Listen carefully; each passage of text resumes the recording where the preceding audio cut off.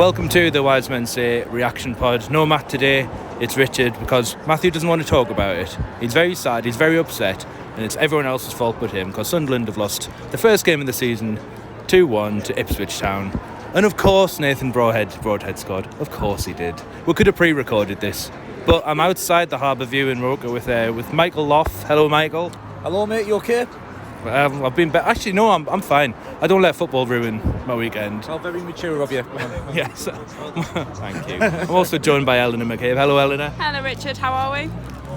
Yeah, good. I mean, he's just asked you that. Yeah. It's going to be the same answer. Yeah, I might change my answer just depending on it, but the winds change, so do our moods. It's just the way it goes. Well, exactly. And despite having a first half where we didn't put much wrong apart from conceding quite late on, it all seemed to fall apart in the second half, and then an unprecedented 13 minutes of added on time. You're being mugged while you do the pod. I think it's the opposite of being mugged, actually. Having things added to me. Are you going for the car key? All right, see you later then. Right, that's fine. Just being carjacked. All the best. Just being carjacked by a 16-year-old. Well, it would happen now, but seriously, it's a very safe place to live. So what's your thoughts then? Start with you, Eleanor. I mean, not to be negative, but if Matt's not on, I feel like I need to kind of push that. I said as soon as I saw we had Ipswich first game that we were going to lose it. I think it is even if we're just looking at mindset, it's difficult to go up against a newly promoted team the first game of the season. Now, that being said, I think we were the better team. I think that when we went a goal and then 2 goals down, that went a bit shaky, but I think that there's definitely some talent there. It's just feels like a bit of a repeat of last season. It's that final product. It's that end bit that we're missing. People seem to freeze in front of goal. People seem to not want to take shots. Yeah. And although I don't agree with the screaming at people to shoot when they're like 20 yards outside the box, I do think that there were some shots that had we taken tonight, we might not be in the position we're in. I don't think it's the end of the world though. It's the first game of the season. Everyone's just kind of finding their feet.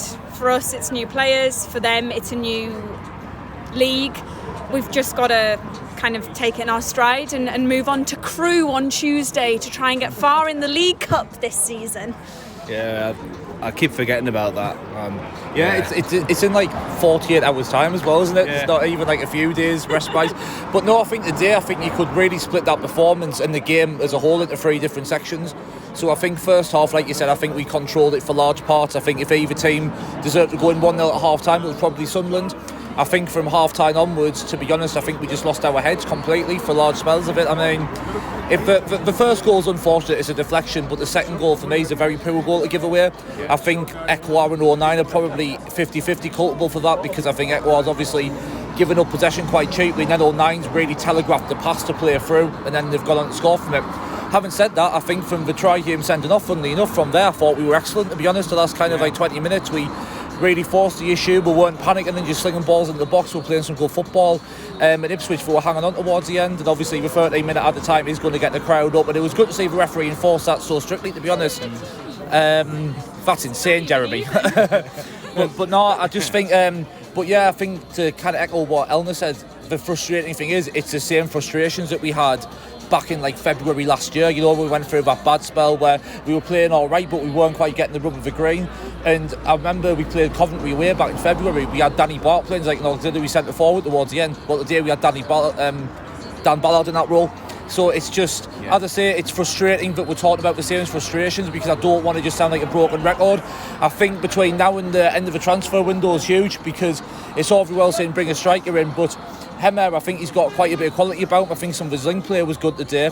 However, his pressing from the front wasn't too good, and I just think he's a 19-year-old lad who's played a lot of BT football. He's going to take a while to adapt.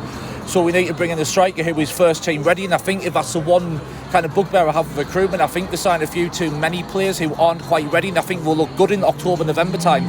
But we need to hit the ground running, have a good start of the season if we want to achieve our objectives this year. So I don't think we necessarily looked worse than last season. Like, I was watching it today, but I think the important thing to note with that is this league is objectively better than it was last season.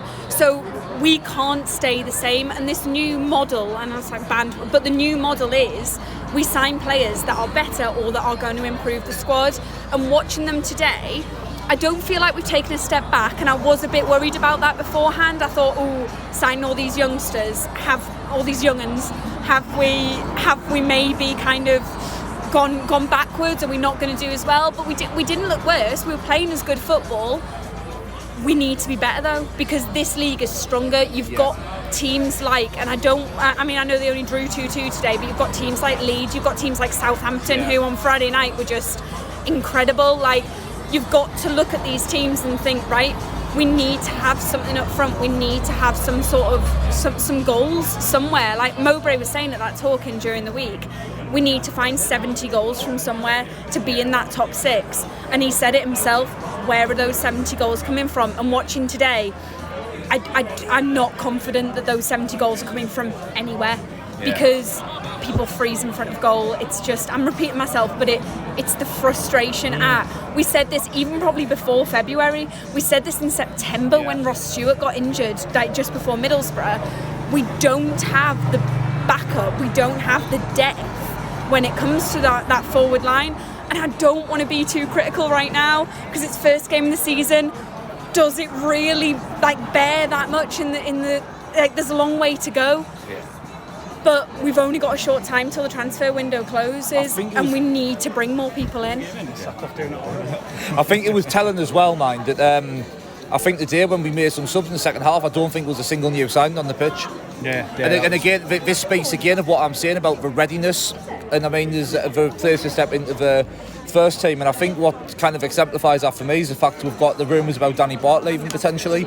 Now, I see what we're trying to do in bringing in Zeal. I see what we're trying to bringing in Trai Hume, and because Danny Bartlett maybe want a better ball playing centre half. I completely understand what we're trying to do, but you can't throw the baby out of the bathwater. You know what I mean? You can't just be like, it's the opposite. It's the opposite of a baby, isn't it? Fully grown out of the bath. Yeah, and it's like we can't just strip the defence of any kind of experience or composure. You're right. And I think there's a balance to be struck, and I'm just worried at the minute we're not quite striking it. But equally, I don't want to go in too hard, because last season we saw when Ahmad first came in, he was outstanding, but it took him a while to get going. Same with all the signings, it took him a while to really make the mark, and I think it will be the case this season. I think there's a lot of talent at the club, and I think we'll still have a good season overall, but I just think in the here and now we maybe need to prioritise the short term. It's a little bit more just to get us where we think we deserve to be, which in my opinion is a playoff push at least, Can we do some nice things that happened during the game? Like, for example, I know that he was at fault for the second goal, but Luke O'Nine's clearance... It was incredible. I don't know how he did it. That was unbelievable. Dan Ballard, I know that it's hilarious that he went up front, but he went forward, he pushed us forward, he tried to put some height in that forward line. Granted, he was probably told that, but in those last 10-15 minutes... he was probably the player of those last 10-15 minutes, because he was all over the pitch. That's probably how he hurt his foot, because he was running backwards and forwards the whole time. Ekwa, incredible today. I don't know whether I think it really has come on, hasn't it? His passing was still a little bit zonal. But he's controlling at the base of that, especially in the first half when he was at the base of that midfield three, and he was allowing Dan Neil to thrive a little bit more in an advanced role, and he also kind of allowed Joe Bellingham to advance as well. Job, sorry. Just Joe. I mean, obviously, Job. But to talk about him briefly, he was taken off 10 minutes after the restart, and he seemed to come when he came out for the second half. He was completely a different player. He looked quite composed and very classy in the first half, but it was a couple of... He's got a tendency to dive in on a few tackles as well. He did look very much a 17-year-old after the restart. I think what summed the game up to a large extent was the fact that in the first half I thought the midfield looked great. Like you said, I think Ekwa at the base looked really good. It allowed Dan Dale, like you say, to free him up and play the more advanced passes that he's really good at. But in the second half, it was kind of what I feared might happen, in that I think all three centre midfielders are looking around and they shove it. There's someone to step up and be a leader. Now Corey Evans is that natural leader. Obviously he's not going to be fit, but we haven't replaced the Corey Evans type, and I think it's slightly unfair to expect, because Dan Neal's your most senior midfielder in there. You're expecting a player who's coming into his third season of playing professional football really to step up and take the ball by the horns, where really when you look at it, he still should be a player who's got the experience head around him to guide him through the game. So I think the midfield, it might be a case of this season when we're on the ball, we're dominating possession, we'll look slick, we'll look good, we'll do some really good attacking play. But when the backs are against the wall, like it was for about 20-25 minutes in the second half, we did fold a little bit. And the game really looked like it was going to get like away from us. And to be fair, we did well in the end. And arguably we could have got a draw. But I don't really sound like I'm going on them, though, because I think there's a lot of positives you can still take from the game. I really do. And as I say, ultimately, I think we'll be fine. And I think it's impressive what the young players are actually getting out of themselves. But I think what I would say is we just need a little bit more help. That's just essentially the entirety of our issue. We just need a little bit more help. Yeah. With Ekwa, and I might be wrong about this, but has he ever played 90 minutes for us competitively? He might have in friendlies, but I don't know whether he's ever seen a game out. I'm not sure. I think he might have played the full 90 against Luton, and that was his first ever full 90, so consequently he looked knackered for the second leg. You know what I mean? So it's a good point you make. I think there's quite a lot of players like Hemmer. We should not be in a situation still where we're taking off our only striker after 60 minutes because we've got to, because he can't last to 90. Yeah. You know, that's a concern. It's a massive concern. And did kind of restrict Jack Clark's game because he moved into a central role. I was quite impressed with Abdullah Bar coming on in that wide left role. He looked bright. Eleanor's disagreeing. No, I just didn't notice Bar had come on. I forgot you did. When you said that, I was like, oh, also, shit, you know how we need to replace Matthew. Well done, Eleanor. I was paying attention to. I only had 1 pint before the match. Like I didn't know how to manage this.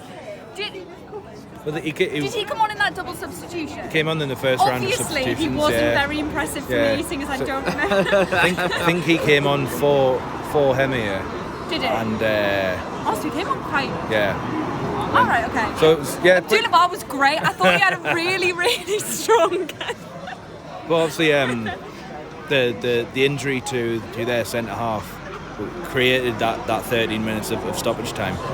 Now I know the reaction from the fans was pretty negative. Gone. He just didn't move. He hit the ground. Yeah. I think he was taken out by either a combination of Dan Ballard and his own goalkeeper just completely wiped him out, and he didn't move. And Yeah. I was a bit concerned.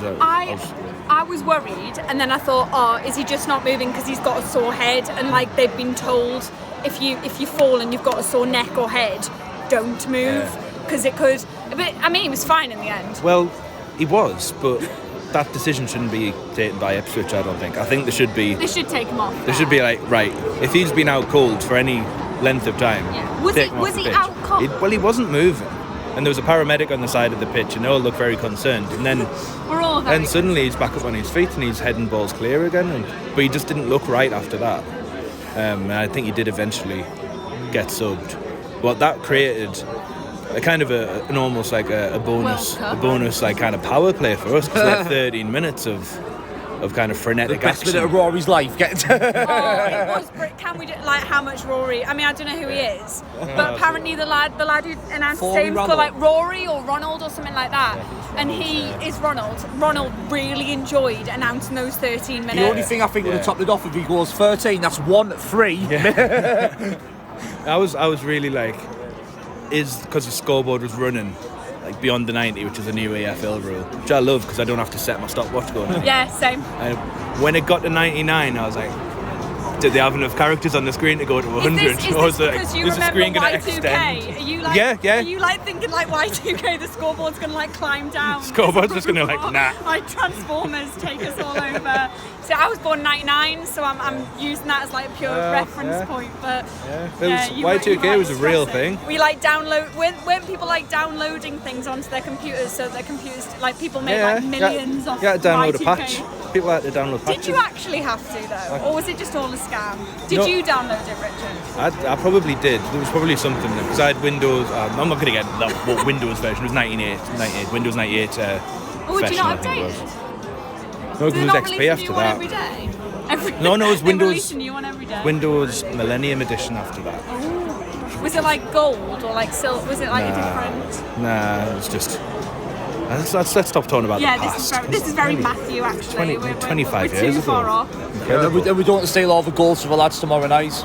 Well, yes, of course. So, the lads will be back on. It's going to be very short window for the Monday show. So you're going to be able to gorge on content between now and Tuesday, though, which is always pleasing. I think me and Matt are coming here and doing a pod on Wednesday, so there will be one out later in the week.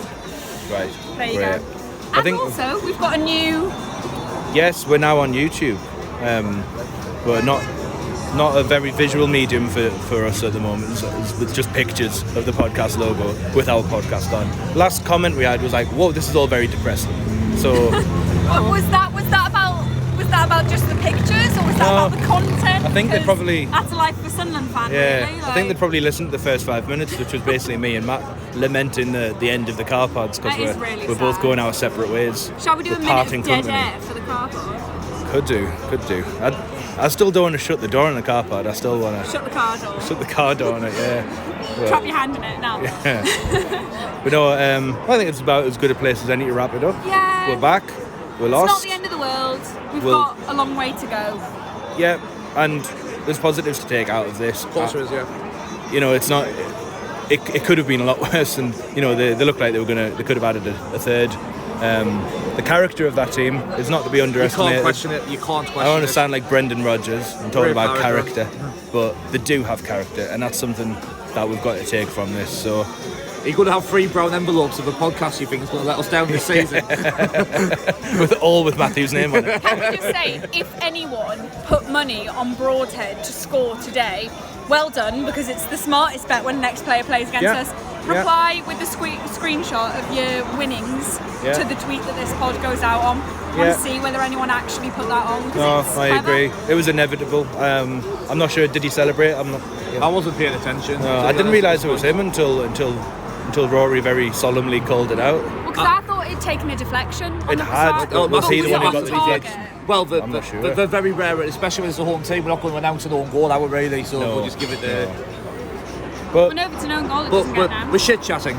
Richard's trying to wrap up. He wants to go home. He wants to go chase after his car that's been stolen. Sunday night, I'm missing it. It's bath night.